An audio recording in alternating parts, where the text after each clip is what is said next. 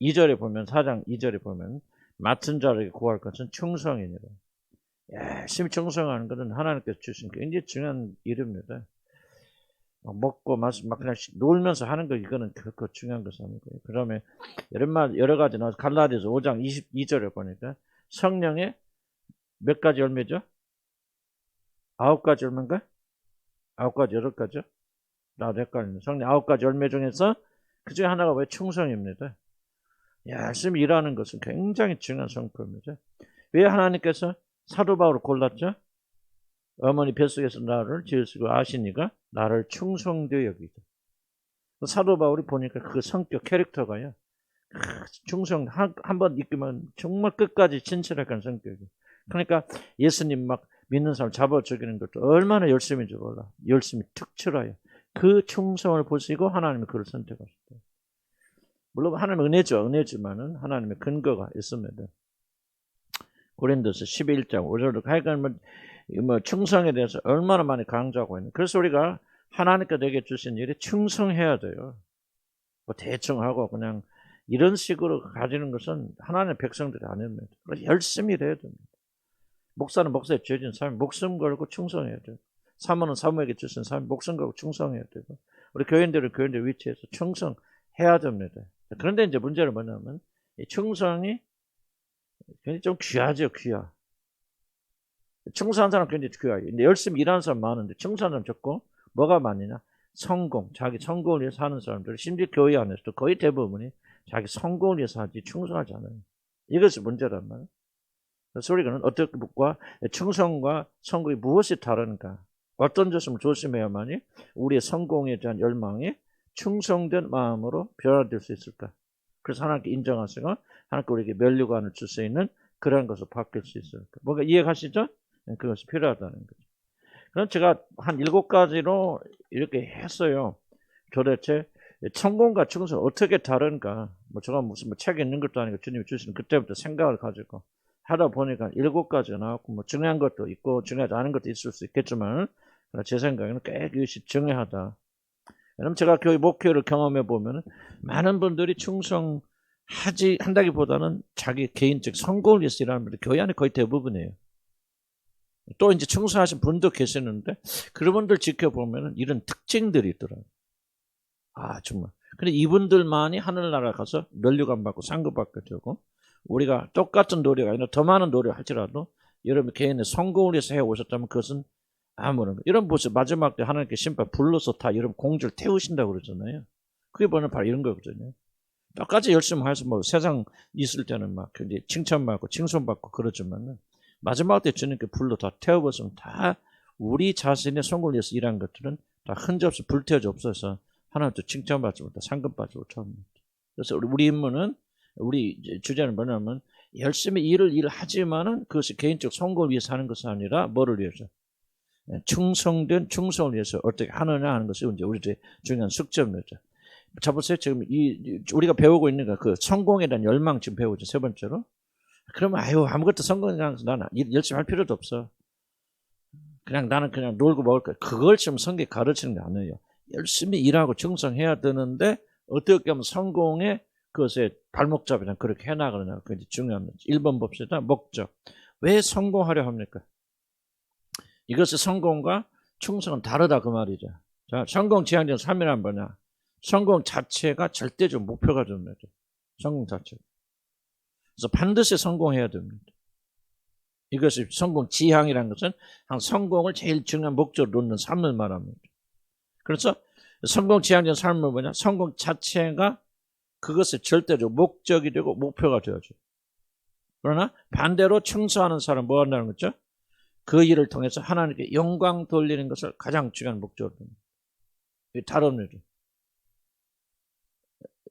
성공 지향적인 사람은 일의 성공이 1번이에요. 그리고 이제 더 뒤로 이제 들어가면은 자기가 고향되고 자기 예배받는 게 중요하죠. 그러나 충성하는 사람은 하나님이 영광 받는 것이 목적입니다.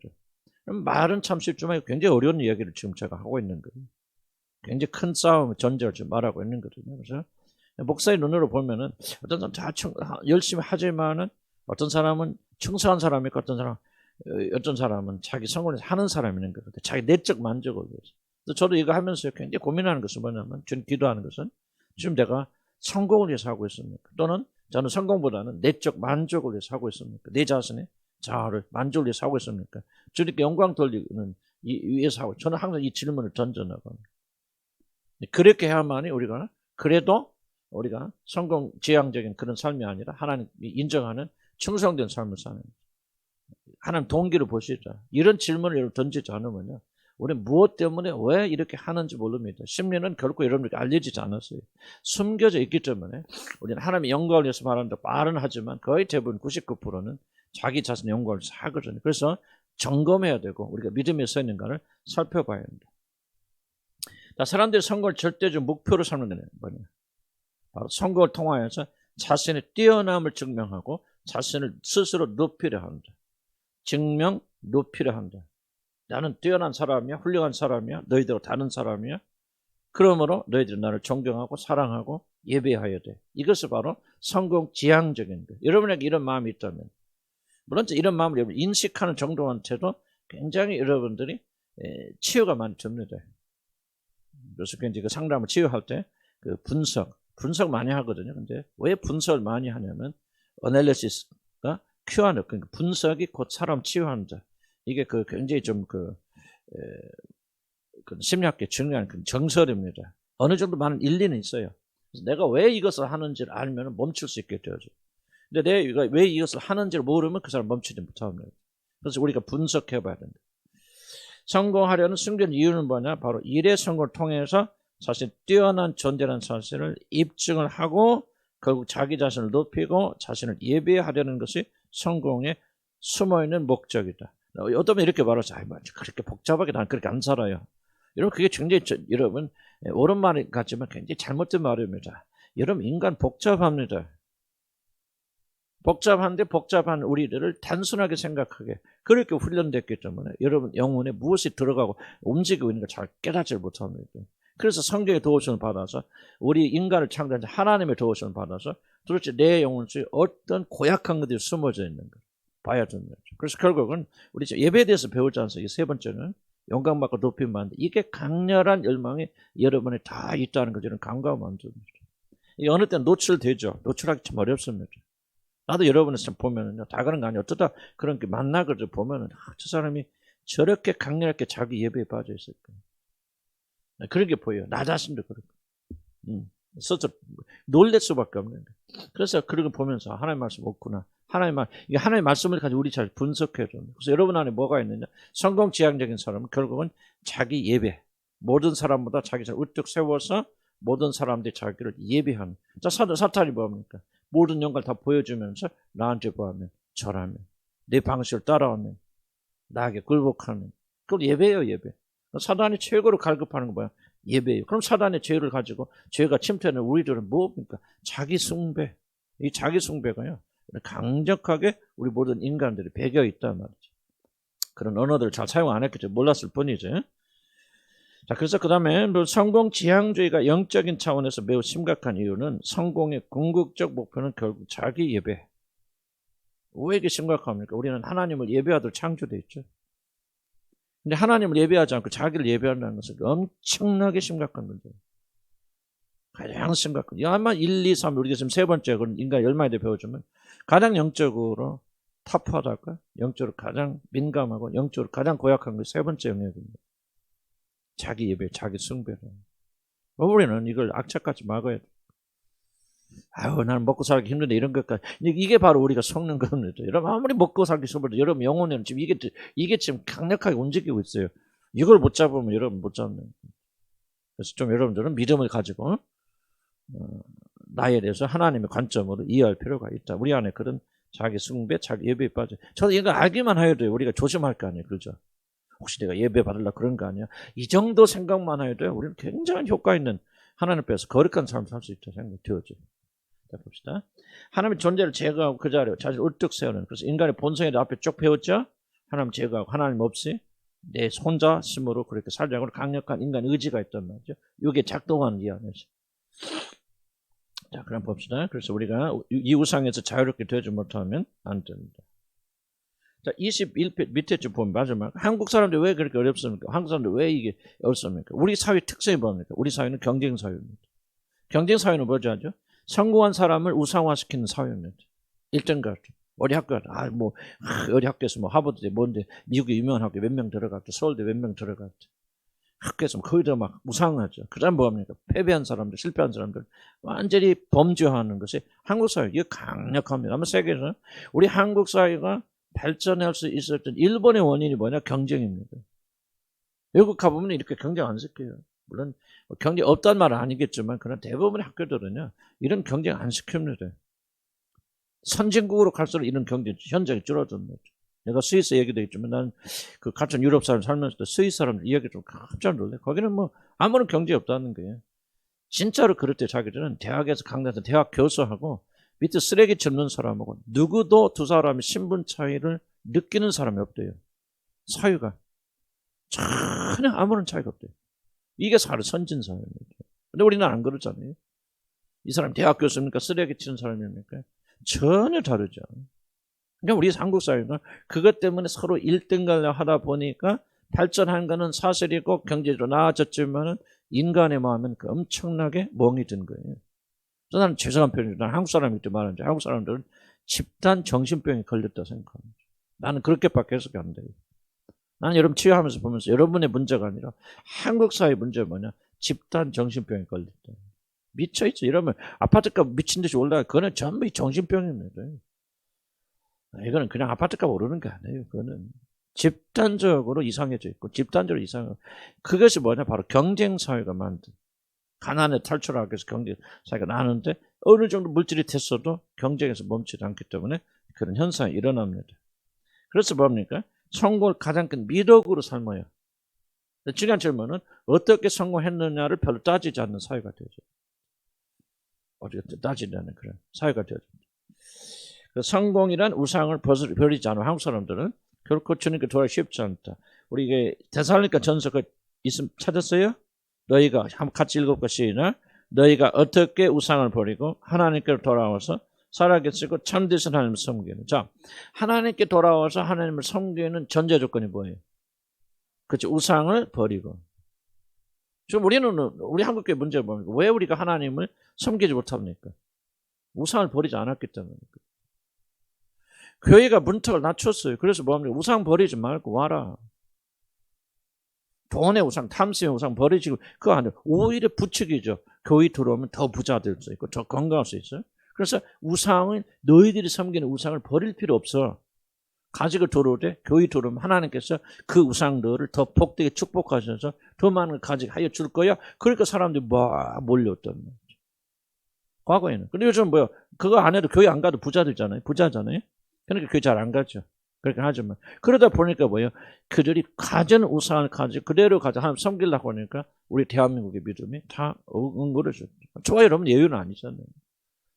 탐심이라는 우상이 됐건 물질이 됐건 성공이라는 강력한 우상이 있는데 그 우상을 더욱더 효과적으로 섬길 수 있는 길을 교회에서 열어주면 이것을 가리켜서 문턱을 낮춘다. 모든 사람이 와서 할 수 있다. 그래서 이런 교회들은 굉장히 몇만 명이 몰려들잖아요. 몇만 명이 몰려들잖아요. 조영기 목사님 돌아가셨지만 그분이 할머니 한 분으로 개척했는데 어떻게 70만 명까지 그렇게 성장할 수 있었습니까? 이유는 이거예요. 바로 지금 말하고 있는 거. 우상을 강화시켰기 때문에. 여기 들어오면 다 잘 수 있고 건강할 수 있고 그들이 우상으로 섬기는 것들을 하나님이 도우셔서 더 많이 효과들을 이룰 수 있다고 그렇게 해왔고 그렇게 추구해왔기 때문에 50만 70만이 몰려드는 거예요. 이제 예수 믿고 막 회개하고 막 올바른 삶 우상을 버리고 우상 버리라 그러면 교회 우리 한국 교회 거의 다 무너집니다. 이런 현실 속에서 저와 여러분도 이를 강력 그들을 비판하는 것이 아니고 그런 것이 일반화되어진 우리 한국 사회에서 저와 여러분 자라났기 때문에 우리들이 더욱더 이런 취약하다는 것을 내가 여러분들이 강조를 해드리는 거예요. 그래서 우상을 버리지 않는다면 하나님께 참으로 하나님 섬기는 것이 불가능하다. 그 다음 달러 20배 넘어가면 그러나 반대로 충성하는 사람은 성공 자체를 목적으로 삼지 않습니다. 그래서 이게 좀 어렵겠죠. 이런 사회 속에서. 그래서 우리 대한민국 세상 사람으로서 성공의 우상을 버리면 하나님께 굉장히 더 많이 칭찬하실 것 같아요. 그렇죠. 우리는 막 성공이나 우상을 막 태어날 때부터 가지고 있잖아요. 어린애들 막 경쟁시켜서 막 어린애들 막 나는 정말 불쌍해요. 막 유치원에 보내서 막 어린애들 막 뭐 영어 공부시키고 뭐 그래서 애들이 스트레스 머리 빠져. 나는 대한민국에서 태어난 아이들 정말 제일로 불쌍한 거예요. 또 하나 있어. 강아지들.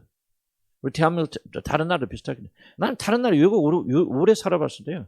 나 15년 이상 살았거든. 나는 단 한 번도요 강아지를 얘들 뭐 유모차에 끌고 다니는 사람도 난 대한민국 처음 봤지. 이야 진짜 나는 이거 충격.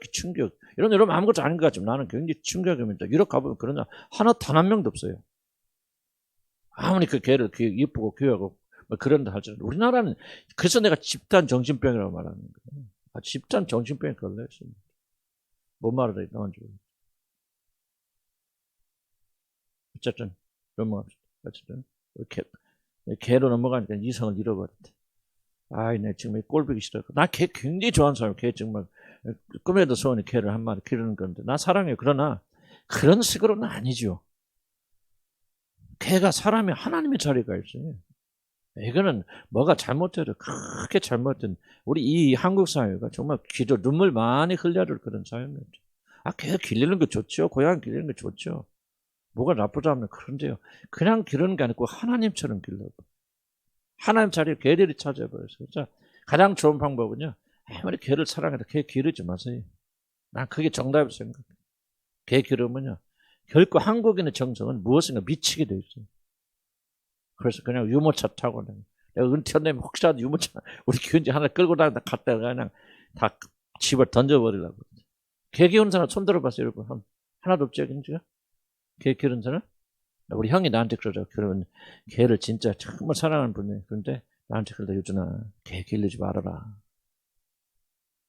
개는 절대 그런 게 아니다. 나도 자기도 후회한대. 그런데 개하고 한번 사랑이 맺어지면요. 우리 형님 말이 참 맞는 것 같아요. 어떻게 할 수가 없다는 게. 그래서 나는 개 너무 좋아하지만 가끔 가다 우리 형님 집 가면 그 개 좀 이뻐 그러지. 나는 개 안 길려고 생각해. 자, 좀 이걸 우리가 영적으로 조금 생각할 필요가 있다 생각이 듭니다. 뭐만 흘러가는 좀 이해하시 바라고. 반대로 충성한 사람 성공 자체 자신에게 주어진 일을 충실하게 완수함으로 자신에게 그 일을 맡기신 분을 기쁘게 해야 되는 것이 충성된 자들이 일을 하는 이유이고 목적입니다. 이게 굉장히 고상하고 어려울 것 같지만요. 성령 우리의 역사는 되어져 나갑니다. 물론 많은 깨어짐이 있어야 되겠죠. 그러죠? 깨어짐 단계 있어야 되지만은 충성하는 사람은 일의 결과가 아니에요. 뭐냐? 이걸 통해서 그 일을 맡기신 하나님을 기쁘시게 하여 드리는 거예요. 자, 주목해 보세요. 그분을 기쁘시게 해야 된다는 말, 이 말이 왜 중요하냐면요. 그렇게 되면요.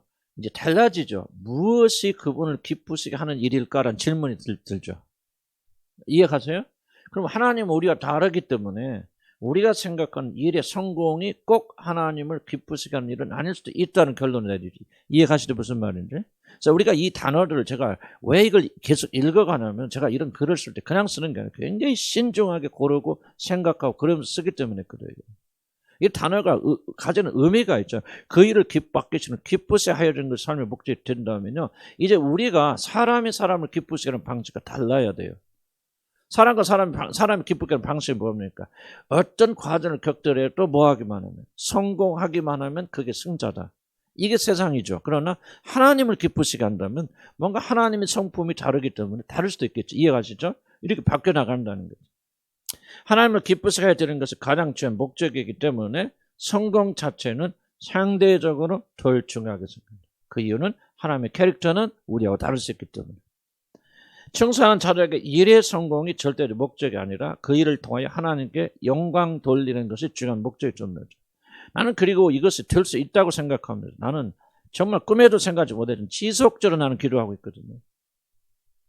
10년 이상 기도하고 있거든요. 그런데 절시 변화가 일어나요. 그랬구나. 너희가 얻지 못하면 구하지 아니하면. 나는 아직 그런 마음이 없다 무시하면 안 되고 이런 마음은 우리가 구해야 되는 마음들이에요.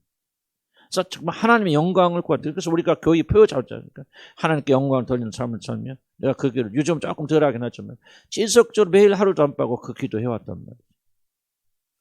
그럼 뭐야? 우리가 삶에서 조금씩 변화가 일어나요. 그래서 우리도 뭐예요? 우리 같은 자들도 나의 영광보다 하나님의 영광을 추구하는 사람으로 바꿔서 나가. 이게 기도의 위력이에요. 여러분, 나는 여러분이 가르치는 내용이요. 다른 거 없어요. 기도 제목을 여러분께 알려드리는 것뿐이에요. 여러분 소원은 어떻게 생각해요? 이 말씀을 붙잡고 여러분 기도하셔야 돼요. 이걸 이해하는 게 중요한 거 아니에요. 이해하는 것도 필요하지만 그러나 이것을 가지고 여러분 삶에서 이것이 이루어질 수 있도록 여러분 계속적으로 구해야 돼요. 기도해야 돼요. 그러면 이 성품이 만들어져서 저도 여러분도 하나님의 영광을 구하는 사람이 되어집니다. 그때부터 뭐냐? 성공의 압력에서 해방되기 시작해요. 갑자기 하루아침에 되는 거 아니에요. 저도 뭐 그렇게 되기를 소원하고 뭐 안수도 해야 되고 뭐 그러는데 안수 받고 기름 부어서 임한다고 해서 그 사람이 그렇게 변하지 않습니다. 절대로 자꾸 이거는 인간의 변화, 인격의 변화는 오랜 시간에 걸려서 서서히 일어나는 변화입니다. 그래서 여러분들 모르는 사이에 벽돌 한 장 쌓는 그런 식으로 여러분 성품이 변화되어 나가서 여러분의 성품과 하나님의 성품이 일치하기 시작하면요. 성공의 압력으로부터 자유케 됩니다. 성공이 중요한 게 아니구나. 무엇이 더 중요한 것을 또 따로 있구나 하는 것을 여러분 배우게 되고 하나님께 영광을 돌리는 삶에 여러분 초점 맞추게 됩니다. 그게 이제 가능하다 나는 믿어요. 왜? 우리가 10년 동안 싸우면서 정말 온갖 전쟁 다 해왔잖아요. 이제 비로소 여러분들에게 이제 그것이 열렸다 나는 그렇게 생각해요. 우리 교회도 많이 정리됐어요. 좀 나간 분도 계속 좀 안타깝기도 하지만은 그럼에도 불구하고 지금 이 상태는 얼마나 나는 행복한지 몰라요. 뭔가 거치는 거 영적으로요. 우리 교회 이제 더 이상 거치는 게 없는 것 같아요. 뭔가 하나님께 역사가 참 이렇게 잘 못해서 문제지, 그렇죠? 잘 믿어보려니까 안 되니까 그게 힘든 거지. 그냥 내가 아이고 내 쳤대로 제가 쓸데없는 소리 하는 거예요. 그런 사람 없잖아요. 있을까? 모르겠어요. 여러분 마음 중심속에 있을지 모르겠지만 있을 수도 있겠죠. 그러나 나는 좀 그런 단계는 지나갔다 생각이 되어지고요. 이제 하나님의 것을 추구하고 그리고 하나님께서 응답해 주시고 여러분 성품을 만들어 가십니다. 이게 좀 여러분에게 보이기 시작하는 거예요. 그러면서 여러분이 내가 볼 때 진조를 변화되기 시작하는 거예요. 할렐루야, 감사한 일이죠. 일을 위해서 이렇게 10년 동안 별놈의 짓을 다 했다는 지나간 과거를 보면 그냥 축사한다 뭐한다 개인치한다. 근데 지나고 보면요 그런 것이 없었더라면 과연 우리가 이렇게 되어졌을까 하는 또 그런 의문도 있어요. 그래서 하나님이 헛된 일을 하신 것은 아니다. 그래서 우리는 믿음을 가지고 나갔으면요. 여러분 나가시 어떻게 여러분 보지 마시고 주님 보시면은 언제가 여러분 조금씩 변화돼서 하나님의 영광을 추구하는 그런 사람이 되어줍니다. 아멘. 그래서 중요한 목적이 되고요. 자, 일이 성공하지 못하더라도 중요합니다. 일이 성공하지 못하더라도 하나님께 영광을 돌릴 수 있는 다른 길이 있다면 하나님께 충성한 사람은 그것을 꺼리지 않을 것입니다. 이 성공과 실패가 초점이 아니라는 거예요. 뭐가 초점인가? 하나님께 영광이 되느냐 안 되느냐. 만약에 내 실패를 통해서라도 하나님께 영광이 되는다면 예를 들면 사도 바울이 자기 연약함, 육신의 가시가 없어지지 않음으로 인해서 그가 하나님께 영광이 더 드러나니까 기뻐하였듯이 우리 그렇게 되어줄 수 있다 하는 거예요. 이것이 중요하다 생각이 들어요. 성공과 실패는 세상이 따지는 것이지 하나님의 나라에서는 결코 중요한 것이 아니다. 하나님께 영광 돌리는 것이 제일 중요하다는 것을 이런 강조하고 있는 겁니다. 자, 봅시다. 하나님께 충성한 사람은 그것을 꺼리지 않을 것이고 자신이 하는 일이 실패한다면 자신을 증명하는 기회는 사라지지만 어차피 자신을 증명하고 높이는 것이 자신이 증명하는 목적이 아니기 때문에 그렇게 신경 쓰지 않습니다. 만약 이러한 사람이 실패를 두려워한다면 자신의 이름 때문이 아니라 자기 실패로 인해서 하나님께 영광을 돌릴 수 있는 기회에 하나님의 이름이 먹칠칠이지 않을까 그것 때문에 두려워하는 거죠. 실패 자체를 두려워하는 거 아니에요. 그 다음 2번 실패할 때 어떤 자세를 하는가. 그 첫 번째 줄 지우시기 바랍니다. 성공지향주의 청소하는 거기서부터 시작합니다. 성공지향주의와 청소하는 자들을 가를 수 있는 중요한 것 중 하나는 바로 자신이 실패했을 때 어떻게 자기가 반응한 이게 여러분이 무엇을 추구하고 있는가를 여러분 잘 알려주는 것입니다. 인간의 마음은 간사해서요 잘 모릅니다. 그런데 어떤 일이 일어났을 때 어떻게 반응을 하느냐. 그렇지? 뭐가 없어질 때 사라졌을 때 여러분이 얼만큼 섭섭하느냐. 그래서 여러분들이 얼만큼 그 사람을 소중하게 생각하느냐. 거기서 좀 드러나게 되는 것이죠. 성공지향적인 삶을 추구하는 사람들은 실패하게 될 때 엄청난 충격을 받습니다. 왜냐하면 반드시 성공해야 하는데 실패했기 때문에. 성공지향적인 삶은 성공이 절대적 목적이에요. 충성한 사람은 성공이 절대적 목적이 아니죠. 하나님 기쁘시게 하는 것이죠. 근데 성공 자체가 절대적 목표이기 때문에 수단 방법을 가리지 않고 반드시 성공해야 되는데 실패하게 됐다. 그래서 실패하면 절대로 이 실패라는 것이 용납되지 않죠. 절대적 목표가 실패했기 때문에. 궁극적 목표에 실패했기 때문에 그 사람이 어떤 실패 때문에 있는 방법, 어떤 상처는 엄청납니다. 그래서 문자 그대로 모든 것을 종말을 의미하기 때문에 실패한 자신을 받아들일 수가 없다는 것입니다. 그래서 성공지향적인 삶을 사는 사람들은 실패한 자신을 스스로 비하하고 그리고 증오하고 그리고 경멸합니다. 이것도 이제 깊은 내면에 있는 의식이기 때문에 여러분이 딱 그렇게 발견하기는 그렇게 쉽지 않다 그렇게 생각이 되어져. 그러나 조금 깊이 있게 여러분 생각해 본다면 여러분 자기 실패했을 때 여러분 자신의 잘 때 여러분 실패한 자기 자녀를 보면서 어떻게 대화합니까? 그런 것들. 그러니까 좀 그런 통해서 우리가 드러나지 않습니까? 이런 그걸 발견할 수 있죠. 이런 실패한 자기 자신을 보면 자녀를 보면 어떤 마음을 가지게 되어지는가 하는 것이 이런 성공적 지향적인지 그렇자면은 충성하는 사람인지 드러나게 되어집니다. 한번 좀 그런 케이스들 여러분 한번 점검해 볼 필요가 있어요. 왜냐하면 자기 자신은 좀 많이 가려져 있기 때문에 자기 자신이 일어나는 주변에서 일어나는 일을 통해서 자기를 점검해 보는 것입니다. 그래서 우리가 깨달아 회개할 거 아닙니까? 회개는 깨달음이 먼저 와야 회개합니다. 그리고 무엇이 잘못됐고 어디서 잘못된가를 발견하여 그다음 회개하는 겁니다. 아, 내 안에 그렇게 성공지향적인 것이 있구나. 이것이 나의 에너지구나. 그래서 우리가 회개하면서 돌아가서 충성하는 그런 사람들이 되어졌다. 만약에 어떤 일이 실패했을 때 실패한 자신을 경멸한다면 자녀가 됐든 뭐 다른 사람, 못하는 사람. 그러니까 못하는 사람 보고 우리가 비난하잖아요. 사실 이것도 경멸이에요. 그러지 않을까요? 아, 저 사람 저것도 못할까? 그 사람 실패했잖아요. 실패한 것을 보고 경멸하는 것은 사실은 자기 경멸이 그렇게 표현되는 것에 불과하는 거예요. 만약 자기 자신 안에 그런 마음의 구조가 없다면 결국 그 사람은 그렇게 비판하지 않습니다. 근데 저도 제 자신을 과거에 보면 뭐 지금도 뭐 100% 없다고 할 수 없는데 실패한 사람을 심하게 공격하는 것은 뭐냐? 그건 다른 거 돌고 돌면 결국 내 자신을 경멸하는 게 성공하지 못해요. 참 이런 걸 통해서 아 그렇구나. 내가 왜 이렇게 다른 사람을 비판할까? 아 자기 경멸이 내 안에 숨겨져 있고 그러니까 뭐요? 나는 성공 지향적인 삶을 살았고 성공이 굉장히 큰 우상이구나. 그걸 발견하고 기도하고 회개하고 돌아서게 될 때 자동적으로 뭐가 멈춰? 비판이 멈춰지는 거예요.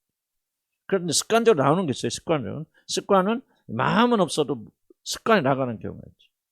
근데 이 습관을 놔주면 마음이 또 변합니다. 그래서 우리는 두 가지를 없애야 되는데 마음이 변화도 습관은 남을 수 있어요. 그러나 습관을 놔주게 되면 마음이 다시 옛날로 돌아가게 되어집니다. 그런 좀 차이가 있어요. 그러니까 여러분에게 무언가 다른 사람 비판, 판단, 정죄, 경멸하는 마음이 있다면 그 사람은 성공지향적인 사람. 남편과의 관계, 아내의 관계에서 똑같죠. 남편이 실패하고 있다. 남편이 잘못하고 있다. 또는 아내가 실패하고 있다. 그에 대해서 여러분 경멸적인 자세를 가진다면 여러분은 절대적으로 성공지향적인 사람. 관계가 아니고 충성하는 사람이 아니에요. 그래서 우리 회개하면요 희한하게 비판이 덜 되고 덜 미워집니다. 뿌리를 건드려야 돼요. 남편이 아내를 비판하지 않고 뭐 경멸하지 않게 도와줘서 백날 기대하면 안 됩니다. 왜 뿌리는 내 안에 여전히 있기 때문에. 그래서 우리가 충성하는 사람을 바꿔야 됩니다. 그럼 왜 성공지향적인 사람들이 실패를 할 때 그렇게 자기 경멸에 이를까? 그들이 원하는 것은 성공 자체가 아니라 성공을 통해서 성공의 목적이 아닙니다. 성공을 통해서 뭐 하자는데요? 자신이 뛰어난 존재라는 사실을 입증하는 것이에요. 그렇게 해서 결국은 예배죠. 사실 성공 지향적인 삶이 추구하는 목적은 일의 성공이 아니라는 거죠. 이건 하나의 수단에 불과합니다.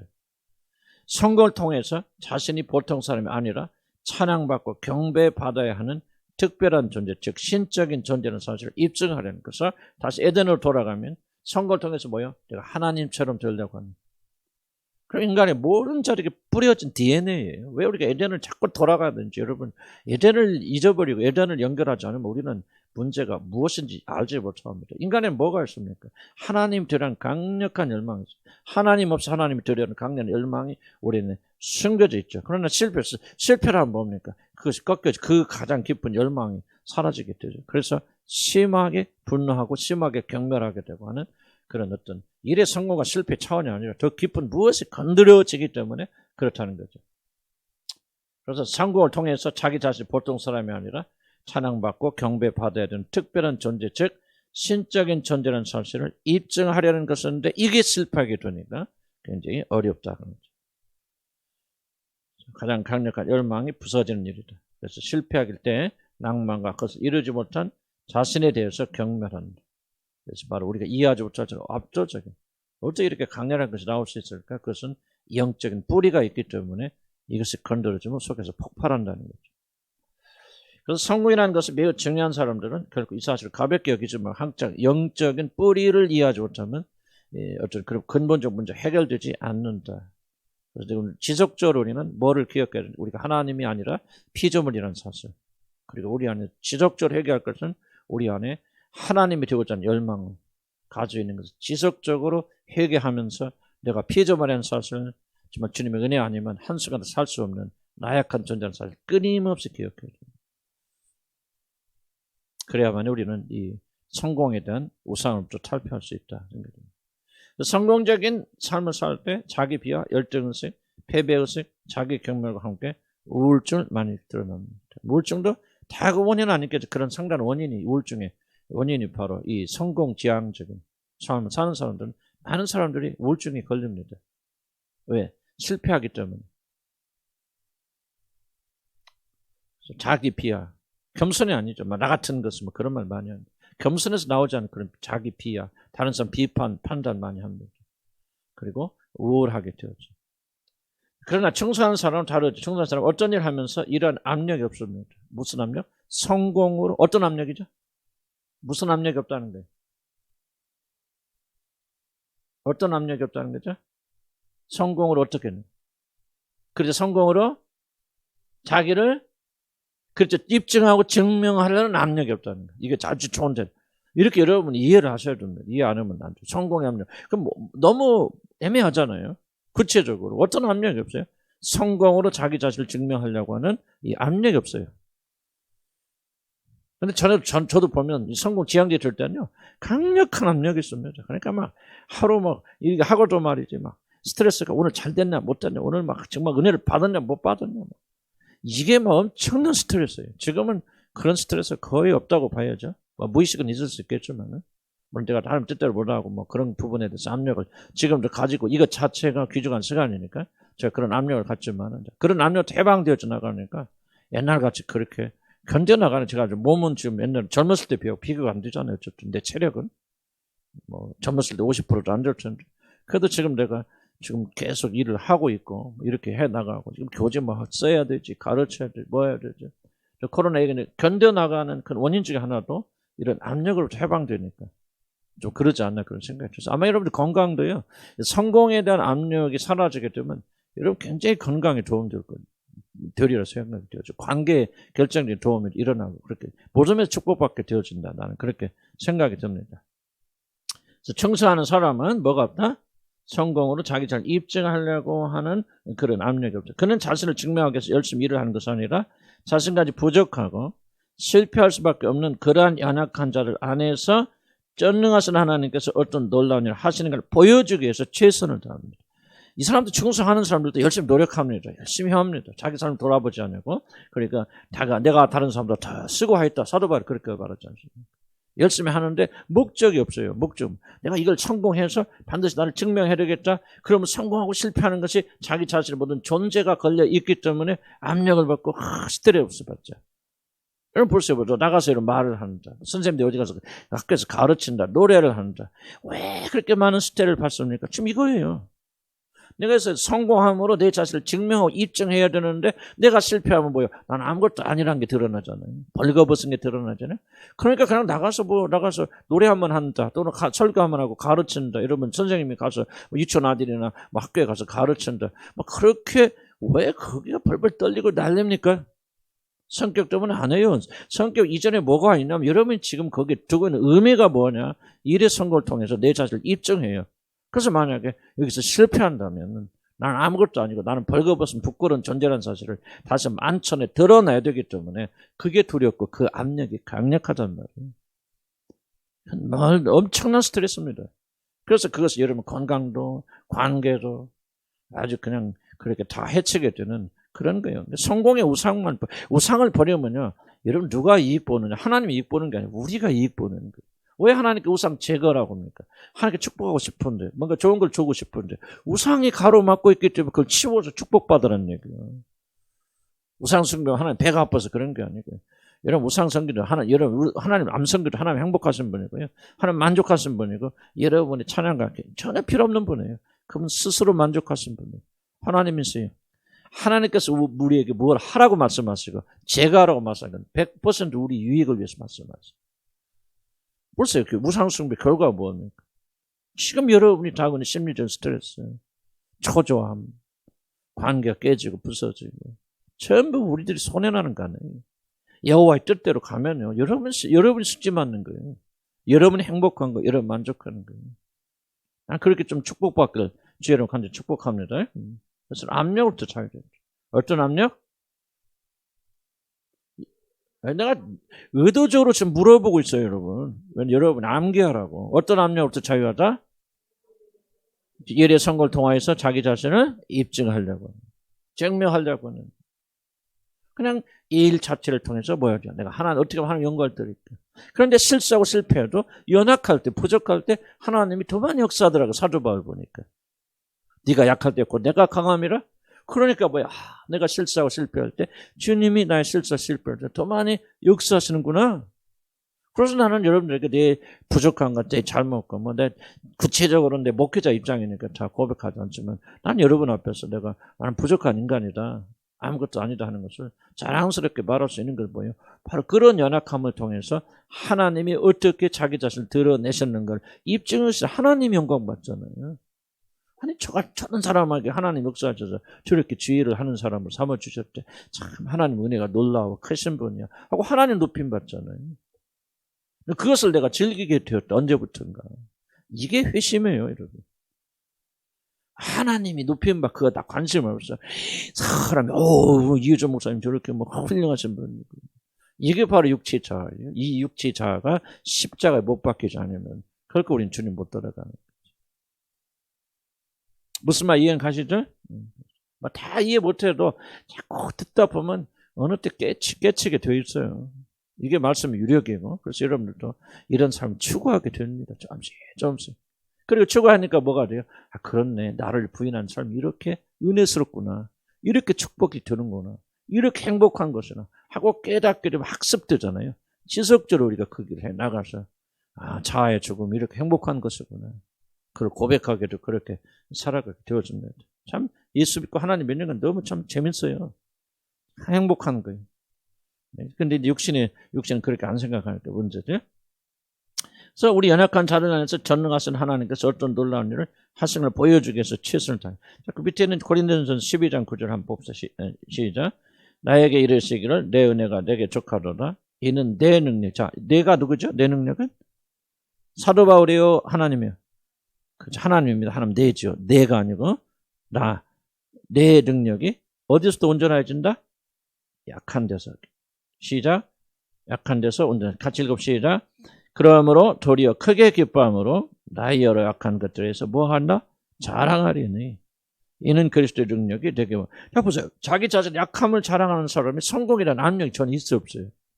그렇잖아요. 열심히 노력하지만 사도 바울은 성공에 대한 전혀 압력이 없는 거예요. 그러니까 자기 자신 실패, 연약함 자랑하죠. 왜 자랑합니까? 그 길을 통해서 뭐요? 하나님의 능력이 온전하다니. 그리스도의 능력이 되고 내 능력이 아니라 그리스도의 능력이 내게 머물러서 하나님의 자신을 드러내니까 내가 그것으로 만족하게 된다는 거 아닙니까? 얼마나 놀란 축복이에요. 아멘. 사도 바울이 자신의 연약함, 즉 실패로 오히려 자랑한 이유는 자신의 실패로 인해서 하나님의 능력이 더욱더 드러나 자신이 아니라 하나님께 더 큰 영광이 돌아가기 때문이죠. 이게 바로 여러분 안에 계신 성령이 원하시는 거예요. 지금 뭐하고 있습니까? 그 성령이 원하십니까? 여러분 육신의 원함이 싸우죠. 계속 싸우는데 어떤 사람은 육신이 더 강하니까 지기도 하지만은 그러나 결국 성령께서 더욱더 강해지시면서 육신의 자가 죽어가면서 내 영광이 아니라 하나님의 영광을 받으시고 더 기뻐하는 사람으로 바꿔서 현저하게. 이게 회심이에요. 돌아왔음이죠. 내 영광을 추구하는 삶에서 돌아서서 하나님 영광. 그래서 내 연약함을 오히려 자랑하고 오히려 내가 문제가 있고 부족한 사람에게서 더 기뻐하고 즐거워하게 되어져요. 어느 시점에 싸우기도 하고 늘리기도 하고 그러지만 이제 우리 속 사람이 더 강건해지면서 이제 하나님의 은혜가 가면서 이제 우리는 완전하지 않고 죽을 때까지는 완전할 수는 없겠죠. 그러나 그런 소원이 좀 더 강해진다. 그래서 여러분은 그거 느낍니까? 좀 잘하는가? 잘안 느낍니까? 안 느끼는 것 하나도. 느끼시면 아멘 하세요. 바로. 아멘. 느끼죠?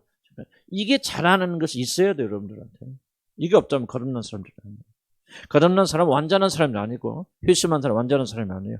이런 것을 잃어버려서 잘하고 있는 소리. 조금씩 조금씩. 어떤 때는 느리죠. 더디죠. 우리가 생각하면 왜 이렇게 더딘가.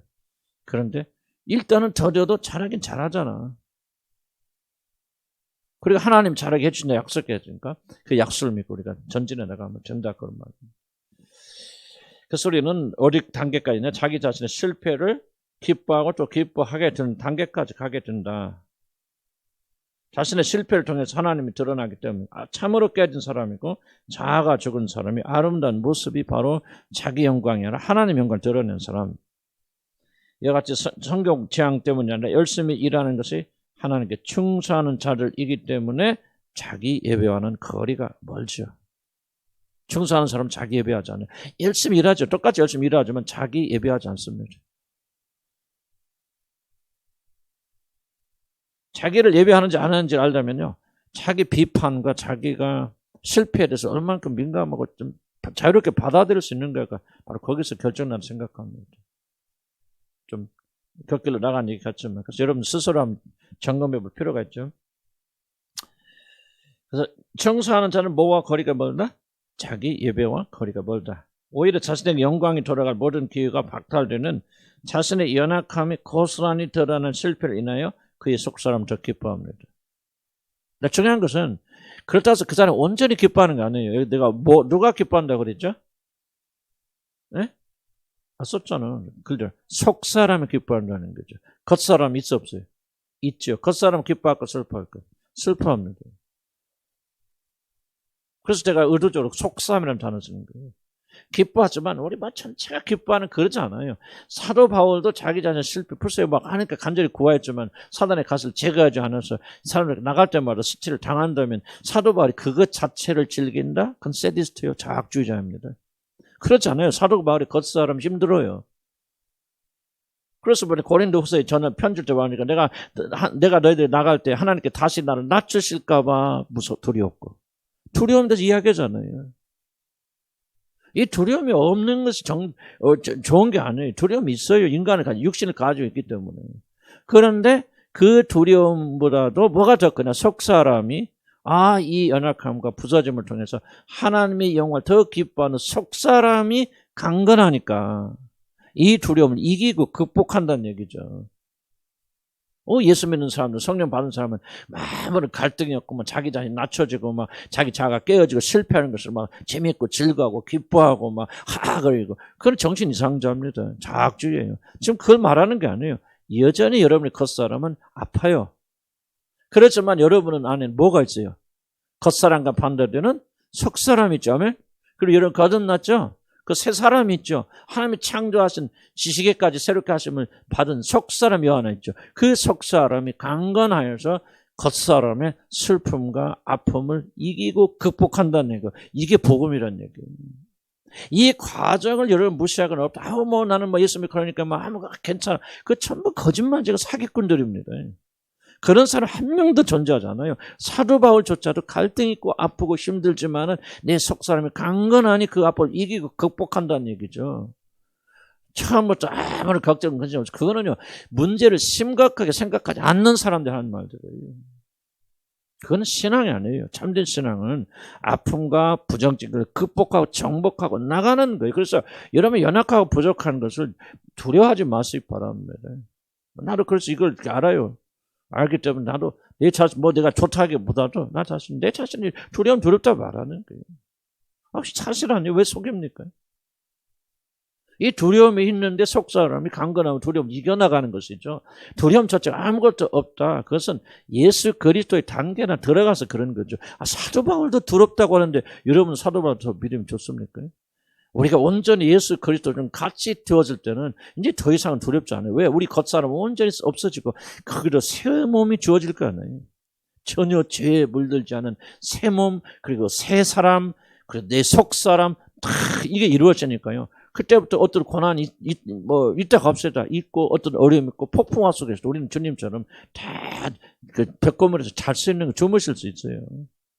그건 언제 가능합니까? 우리가 완성 그 나라, 이 땅 넘어서 그나마 그 넘어 그 나라의 그 언덕, 그래 갈보리 언덕이라 참 있잖아요. 갈보리 언덕 그 넘어 우리가 그리스도 예수 안에서 완성할 때 그때 가는. 그런 다만 우리는 그 나라를 사모해 나가면서 우리 가는 거죠. 그래서 우리는 신앙의 영웅을 말하는 거 아니에요. 신앙이 좋다고 하는 것은 신앙의 영웅들 아무 걱정 근심 없고 그냥 뭐가 와든지 기뻐 뛰고 날뛰는 사람, 그것 신앙의 영웅을 다 거짓 영웅들이기 때문에 그것을 양산하는 것이 기독교 신앙이 아니에요. 그래서 사도 바울 좋죠. 성경 읽어보세요. 사도 바울 자기 자신의 연약함을 얼마나 많이 고백합니까? 충격적이죠. 사도가 그렇게 두렵다 보다. 예수님 보세요. 제자들 놓고 뭐라 합니까? 내가 고민하여 죽게 되었으니. 여러분 충격 안 받습니까? 하나님 아들께서.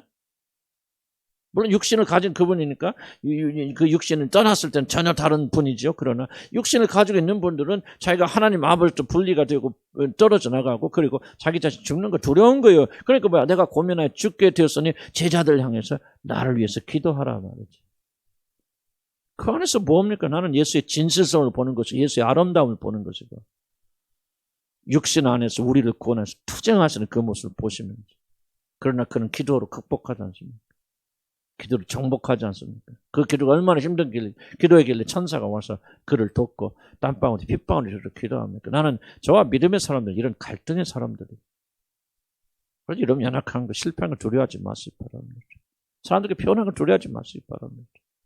여러분이 실패하고 두렵다 했을 때 여러분 명성은 금이 갈지 몰라도 여러분 속사람 날로 강건해지고요. 여러분 아무런 문제가 없는 거지 그렇게 거짓자로 있다고 해서 여러분 속사람 강건한, 속사람이 약하면 약할수록 거짓자는 강해집니다. 아무런 문제가 없다 생각. 매일 나는 죽는 소리 하라 그 말을 하는 거 아니에요. 정말 이게 신앙이 무엇인가 우리가 올바로 얘기해 나가야 된다. 내가 강하기 때문에 강한 게 아니라 내 속에 계신 그분께서 내 연약함을 극복하도록 도와주시기 때문에 내가 그분 안에서 강한 거죠. 아멘. 영웅은 한 분이면 돼요. 우리 주 예수 그리스도 한 분이면 충분합니다. 우린 죄인들이고 그분 안에서 연약한 분들이고, 다만 그분을 피난처 삼아서 우리가 그분 안에 숨겨져 들어갈 때 우리가 강건하여지는 것이지, 우리 자체가 강건해서 강건한 거 아니에요. 그거는 하나님 부서. 인간이 고질적 문제가 없어요. 뭐라고 했죠? 하나님 없어 하나님 두려운다. 이걸 잊지 말아요. 이런 이 가르침을. 지금 뭐 하고 있어요? 내가 아무런 문제가 없다. 나는 뭐 문제가 없다. 그렇게 말하는 사람 하나님 없어 하나님 두려워버린다. 우리는 문제가 있어요. 부족합니다. 연약합니다. 해봐도 똑같아요. 또 넘어집니다. 우리 마음 하나 다스리지 못해요. 뭐 그런 자들이 얼마나 우리 자랑합니까? 우리는 그런 자들, 그렇게 부족한 자들을 에게 하나님이 역사하시 그 은혜가 주는 거예요. 왜 하나님의 영광이 저로부터 드러납니까? 내가 잘해서가 아니죠. 나 같은 죄인, 죄로만 죽어도 10번 죄인 중에 괴수고 뭐 괴수보다 더 괴수인 나를 하나님께서 구원하셔서 복음을 전하는 대로 삼아주셨으니 누구의 영광이요? 그분의 영광 아니에요. 하나님의 인자가 저렇게 크고 아름다워. 아주 이호준 목사 같은, 뭐 내가 다 과거는 얘기 안 해서 그죠? 그럼 다 쫓겨나니까. 어쨌든, 어떤 과거, 어떤 부족함이 됐고. 나는 주님 앞에 죄인 아니에요. 정말 나 같은 죄인을 주님께 쓰신다. 이야, 하나님의 자비가 크시. 지금 여러분 다 한 사람 한 사람 그 얘기 아닌가? 그런데 여러분이 아직도 교만하게 앉았습니까? 그게 궁금한 거예요. 아직도 우리 갈라디아서 배웠지만 율법의 의로움을 이기려고 쓰고, 여러분 나는 뭐 천일 때 소나무를 안 잡았다 뭐 그렇다서 이런 그것이 의로, 여러분 그러면 안 계시죠. 예를 들어 설명하는 거죠. 여러분이 그렇다는 얘기거든요. 이게 정말로 얼마나 우리가 복음과 거꾸로 가는 것입니까? 이해 가시죠? 무슨 말인가? 우리는 깨어지고 부서지세요. 그게 우리예요. 그래서 우리는 이렇게 바뀌어야 되는데, 저도 아직 멀었지만 그렇게 바뀔 수 있다. 나의 연약함을 통해서 주님이 드러난다면, 예, 하나님의 사랑 놀랍다. 하나님의 용서가 놀랍다. 하나님의 구원이 놀랍다. 어떻게 저런 사람 구원해? 삭개오 같은 삭개오를 찬양하는 사람 누가? 삭개오가 내가 그렇게 결심하고 결단했으니까 삭개오가 한 것입니까? 성령께서 한 것입니까? 우리가 뭐를 봅니까? 삭개오 같은 저 큰 죄인을 지나치지 아니하시고 삭개오라 내려가면서 그걸 제목하여 부르셔서 구원시켜서 성령이 순간적으로 역사하시면 그렇게 온전히 다른 피조물을 만드시는 하나님의 구원의 역사, 이전 것은 지나서 보라 새 것이 되었다 하는 이 놀라운 은혜의 사역이 삭개오 안에서 이루어진 것을 바라보면서 우리가 그 하나님의 놀라우심을 찬양할 수밖에 없잖아요. 삭개오를 찬양하는 게 아닙니다. 그러니까 우리 연약함과 실패는 하나님의 영광이 드러나는 기회가 될 수 있다. 그렇다면 사도 바울처럼 우리가 그 연약함을 자랑하고 나가야 되지 않겠는가, 그런 생각이 듭니다. 자, 3번 봅시다. 24페이지. 그래서 24페이지 마지막 단락 한번 볼까요? 성공지향적인 사람들은 자신의 영광을 위해 살지만은 하나님께 충성된 자들은 자신의 실패를 인하여 드러난 하나님의 영광을 더 기뻐하는 그런 삶을 살기 위해서 노력합니다. 3번 목적인가 과정인가? 만약 우리들이 하나님의 성품에 대해 조금 더 관심을 기울인다면 하나님 일의 성공이 아니라 그 일을 이루는 과정을 통해 드러나는 자신의 성품에 더욱더 큰 관심을 가지신다는 것을 알 수 있습니다. 3번 굉장히 중요합니다. 그리고 굉장히 깊이 있는 내용입니다. 이번 여러분 뭐 수업에 들어왔을지 모르지만 우리가 이걸 받아들이는 게 그렇게 쉽지 않은 그런 내용입니다. 하나님은 일의 결과를 중요하게 하는 일의 과정을 중요하시고 더 중요하게 해서 그 과정 속에서 하나님 자신의 성품이 드러나는 걸 통해서 영광 받으십니다. 다시 한번 중요하게 하나님은 일의 성공과 실패가 아니라 뭐 성공하면 더 좋겠죠. 하나님 말씀대로 실패하는 일 없으니까. 그러나 우리는 또 실패할 수 있잖아요. 이제 우리가 하는 일의 성공과 실패가 아니라 그 일을 하는 과정을 보시고 그 과정을 통해서 하나님 자신의 성품이 얼마나 거기가 투영되어 있느냐가 하나님의 주 관심이죠. 말 자체는 이해합니까? 이걸 이해를 하셔야 되는데 이해하세요? 예. 자, 하나님은 일의 성공이 아니라 자신의 거룩한 성품이 이 세상에 계시됨으로 이 세상에 자신의 영광이 가득 차게 되는 것을 더욱더 기뻐하십니다. 이게 이것도 어려운 말이네요. 사실 이게 왜 어렵냐면 우리 하나님의 영광 그러면 당장 뭐를 생각하면 우리 연상하냐면 하늘나라 그럼 뭐를 생각합니까? 왜 하늘나라가 아름답고 영광스러운 곳입니까? 우리는 당장 어떤 인상을 가지게 되냐면 하늘나라 가면 막 휘황찬란한 너무나 아름다운 막 그런 경치가 있고 막 호수가 보이고 산이 보이고 막 그리고 막 우리가 가는 집들은 막 황금으로 꼭 황금 아니지만 예를 들면 정말 말로 다 수 없는 하여간 그런 장소고 또 막 우리가 옷을 입되 정말 임금들이 입고 정말 호화스러운 옷을 입고 하나는 물리적 현상 속에서 그런 걸 통해서 하나님 나라가 굉장히 좋고 아름답다고 하는 그런 생각이 여러분 강할 것입니다. 그런데 하나님 나라 가면은 정말 금과 은과 보석은 이렇게 계시록에 나오니 뭐 그런 거 나오지만 그거는 우리가 가지고 있는 개념 속에서 하나님 나라를 표현한 것이지 꼭 하나님 나라 가니까 집이 있고 거기가 바닥은 황금이고 그게 아니에요. 참 상징 언어들입니다. 상징 언어들이에요. 에메랄드가 퍼프 있고 뭐가 있고 맨션이 있고 이건 전부 인간이 하나님의 나라는 결국 우리가 살고 있는 이 나라보다 더 좋은 어떤 그런 나라일 것이다. 그렇게 확장해 나가는 것이죠. 인간의 상상이 그 하나님의 하나님께서 상징으로 보여주는 거죠. 전혀 하나님 나라는 그런 나라가 아닐 거예요. 예수님 말하자 하나님 나라를 먹고 마시는 것이 있는 것입니다. 의와 평강과 희락. 그럼 도대체 하나님 나라에서 그 하나님 나라 아름답게 장식하는 것이 무엇입니까? 의와 평강과 희락이라 뭐예요? 하나님의 성품이에요. 우리가 어떻게 그것이 표현되는지는 모르지. 우리가 그날 안 가봤기 때문에. 그러나 하나님의 나라에서 우리는 금을 보면서 아름답다 하는 사람 아무도 없을 겁니다. 다이아몬드를 보면서 야 정말 비싸고 휘황찬란하다 진주를 보면서 놀랍다 하는 것은 한 명도 없을 겁니다. 근데 우리들이 만약 하늘에 갔을 때 그때 여러분이 정말 아름답다 놀라 자빠지고 여러분의 마음은 충분히 흥분시키는 것은 하나님의 의와 거룩이 드러나고 하나님의 사랑이 이러면 전혀 우리가 이 세상에 살면서 그냥 뭐 이런 게 가치가 있나 하는 생각조차 아니하는 하나님의 성품이 하나님 나라의 빛과 영광을 가져다주는 뭐 거룩의 빛이 뭐 따로 있는지 뭐 나 그저 우리는 그런까지 상상할 필요는 없고 다만 어떻게 드러날지 모르지만은 왜 하늘나라가 영광스러운 존재나 그 나라에는 하나님의 성품, 거룩한 성품, 인자와 자비와 사랑과 정말 우리 성령의 열매와 같은 그런 희락과 화평이 가득 차 있기 때문에 그것이 영광스러운 나라라는 거죠. 여러분 이것이 뭐냐? 우리가 의식의 전환이 필요합니다. 왜 성경에 구원받은 자는 의식에까지 새롭게 지식에까지 새롭게 하심을 받은 자를 그렇게 말합니까? 이게 바로 의식의 변화거든요. 하나님 나라가 어떤 나라입니까? 금이 있고 은이 있고 뭐 거기가 많은 것을 먹고 이러면 꼭 휴가 가는 것밖에 어디 홀리데이 캠핑 가는 것 정도 근데 좀 더 좋은 것으로 나는 볼 때 많은 사람이 이렇게 말하게 될 때 좀 기가 막힌 것은 저분들이 하나님의 나라를 이 세상의 이상을 생각하지 않는구나. 뭐 그런 사람이 막 간증 같다 뭐 하는데요.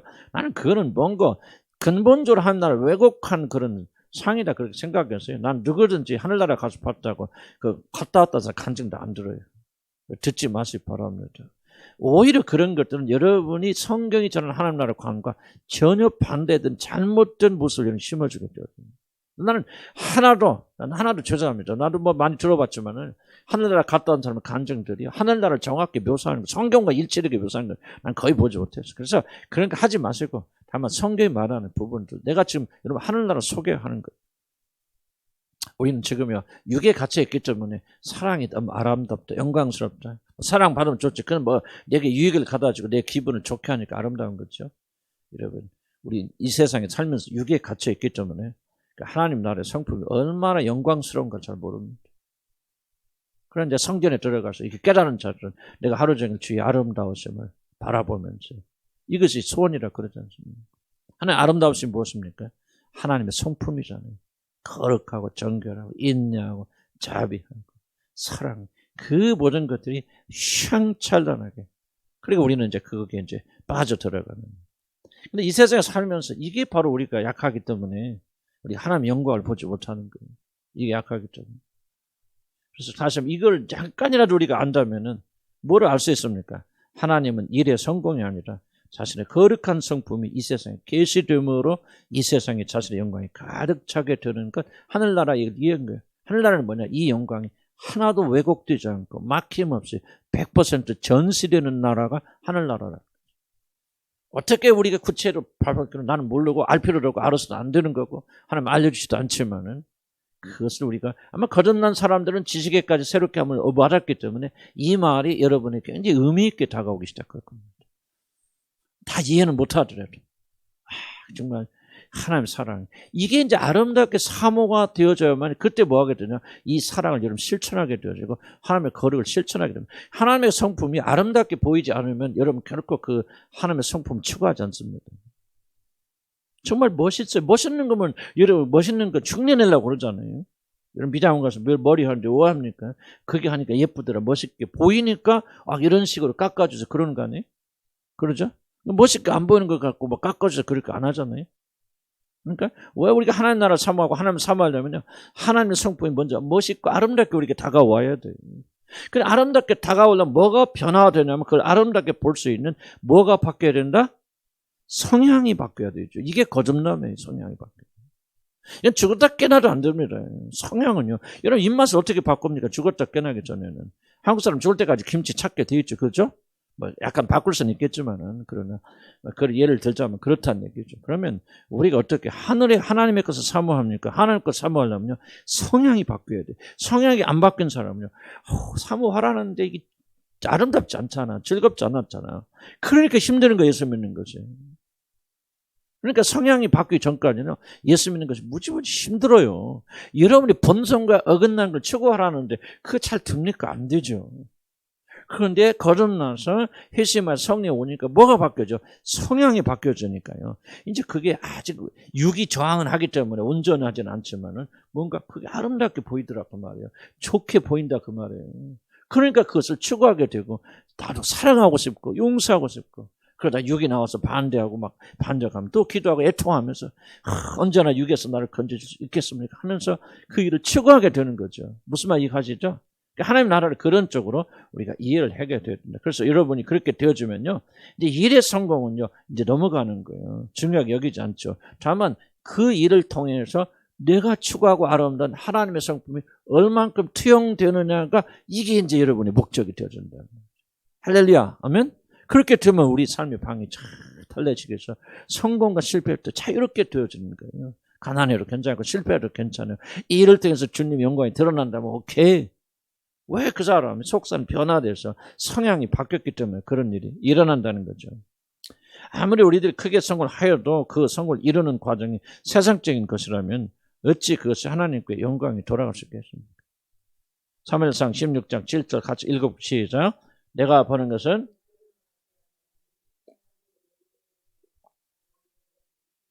그렇죠. 하나님의 의무를 봅니다. 하나님 뭐예요? 중심을 보거든요. 과정이 그 안에 얼만큼 하나님의 거룩한 성품이 투영되느냐 이걸 보신다는 얘기예요. 사람 그거 안 보죠. 의무, 결과, 성공이나 실패는 이것만 바라봅니다. 이는 하나님께서 외모로 사람을 취하다. 그 사람이 어떤 것을 성취했는지, 어떤 위치에 있는지, 성공했는지 그거 안 보신다. 그 사람의 마음의 중심 보신다는 거죠. 사람은 일의 결과만을 보고 그 과정이 어떠하든 성공한 사람들이 높여치켜 세웁니다. 그래서 심지어 하나님의 교회조차도 사람들이 많이 모이고 큰 돈을 뭐 넘어갑시다. 어쨌든 제가 비판이지만 그래서 우리 하나님의 교회도 이게 성공지가 들어오면 뭡니까? 이제 어떻게 해서 그렇게 모였느냐? 사람은 그거 보지 않아요. 그거 보지 않냐고? 그냥 사람들이 많이 모였다. 몇만 명이 모였다. 교회가 뭐 얼마 들여서 교회를 지었다. 그런 사람들이 성공했다 생각하고 다 그렇게 인정하고. 그래서 하나님의 교회에 세상에 물결이 엄청나게 들어와 있고, 또 거기에서 우리 자라났기 때문에 한국 사람들은 그런 성공주의에 빠지게 되어졌다는 그런 얘기를 쭉 하는 거죠. 자, 그 다음에 25페이지 넘어가면요. 이 단락만 하고 화장실 갑시다. 성공지향적인 사람들은 어떻게 그것을 성취하는지, 어떻게 그런 세상에 인정을 하는 영광을 가지게 되었는지에 대해서 별로 관심하지 않습니다. 왜냐하면 성공 자체가 목표가 이렇게 돼요. 목적이 되거든요. 그러나 이 절대적 목표를 이루기 위하여 과정이 희생되는 것은 대수롭지 않게 여깁니다. 무슨 신학을 줬더니 세상 사람들이 성공이라 말하는 거죠. 그래서 예를 들면 기복주의는 잘 먹고 잘 살기만 부자만 되면 최고잖아. 영광이다. 그 대표적인 사람이 조영기 목사님. 나는 조영기 목사님 잘 알거든요. 제가 거기서 은혜 받기도 하고 또 조영기 목사님 측근에 있는 교행지 측근도 뭐 10손가락 안에 있는 측근을 제가 치유할 수 있는 그런 기회가 주어져서 그분을 오랫동안 내가 치유했어요. 그러면서 이제 그 조영기 목사님 되는 것을 낱낱이 실체를 내가 알게 되어졌는데 뭐 제가 말씀드릴 수는 없고 다만 어쨌든 간에 정말 끝이 비참한 내가 보는 참 비참한 그런 생애를 가졌다. 그렇게 생각이 들었는데 왜 그런 일이 있어? 이게 바로 이제 성공을 추구해 것만 그 세계 벌써 교회가 목표를 내가 다 할 줄 텐데 세계에서 제일로 큰 교회가 목표였거든요. 그러니까 성공이 목표가 되어진 순간부터 하나님 나라는 무너지기 시작하고 나는 그때부터 정기 목사님 타락하기 시작했다. 난 그렇게 생각했죠. 처음부터 올바른 사람이었다면 그런 생각을 좀 해봅니다. 굉장히 무서운 일이다. 그렇게 생각이 되었습니다. 자, 화장실 다녀오시고요. 마지막 시간 하십시다.